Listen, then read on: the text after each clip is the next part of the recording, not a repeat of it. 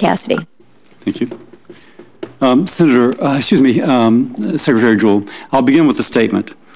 I am incredibly, I cannot put enough hyperbole in front of this, opposed to the department's budget proposal to deprive the Gulf Coast states of the revenue promised under the Gulf of Mexico Security Act. Monies by our state constitution, when we receive, go to mitigate damage caused by federal mismanagement of our wetlands.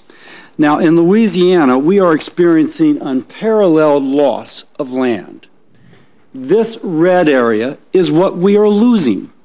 Down here, this results from levying the lower Mississippi for the benefit of commerce for the rest of the country. Now, this has taken a once growing delta plain and has caused the greatest source of wetlands loss in the history of our country. We were told 10 years ago, bipartisan, that we could count on a portion of oil revenue to restore this coastline. Can I see the next slide, please? And what is at stake? This is a result of that coastal loss. Plaquemines Parish, where, I'll hold this up now, Plaquemines Parish, which has lost this much land, now can no longer protect itself with wetlands from that surge. In the upper corner is the FEMA director looking at the flooded area in St. Tammany Parish. This all is Plaquemines Parish. Those are working families, working in industry that literally fuels the rest of our country, and they're relying upon this revenue to rebuild this land so that they can continue to live there. Now, over the last 3 years, I'm going to point out, the federal government has taken in $22.3 billion from leases in this area. And the 4 Gulf Coast states most affected by this have received $4 million, 0.2%.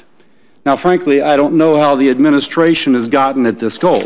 And I will point out that the Gulf Coast states and the offshore waters have, over the last few decades, produced billions of barrels of oil, trillions of cubic feet, but with that, there is a cost associated.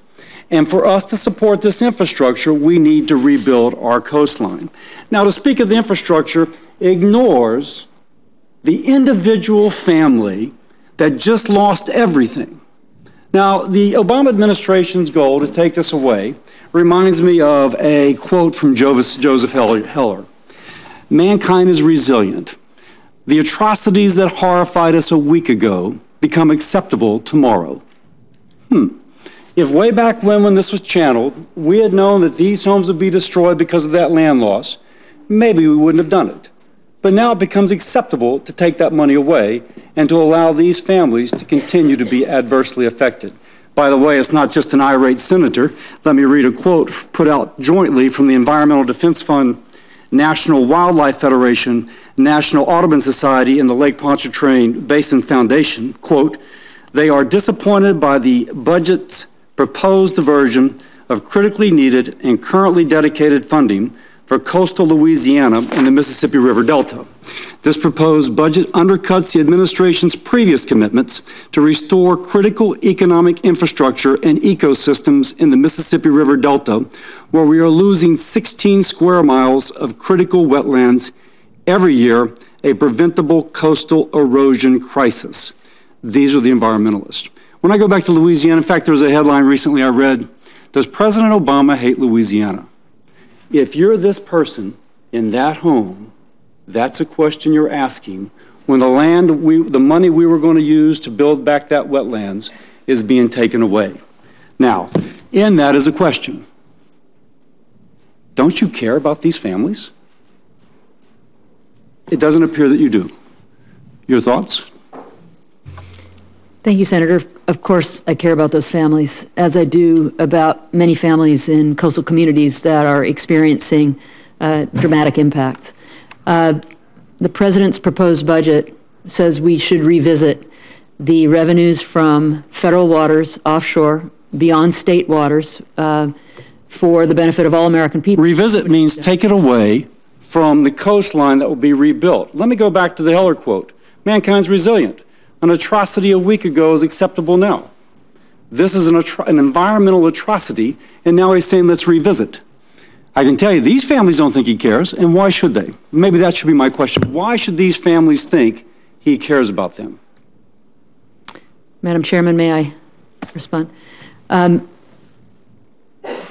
Sir, we are balancing the assets of all Americans, and they can be for the benefit of Americans that are greatly impacted. We do have billions of dollars going into Gulf Coast restoration, as you know, in large measure because of the very unfortunate oil spill. That is an unrelated incident. That was Macondo, which also goes to Florida. That is unrelated from this 80-year process. Totally unrelated. And if I may, sir, I've seen where Mr. GO, which stands for Mississippi River Gulf something or other, when it was closed by the Corps of Engineers, the beaches began to accrete. And I saw that when I was down there with the Chandeleur Islands and so on. So very that green, and this is Mr. GO, that is not at all adequate for that. I understand that, sir.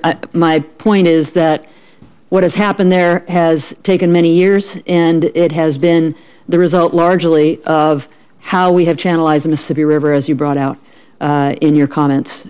We certainly support Gulf Coast restoration. We're working on Gulf Coast restoration.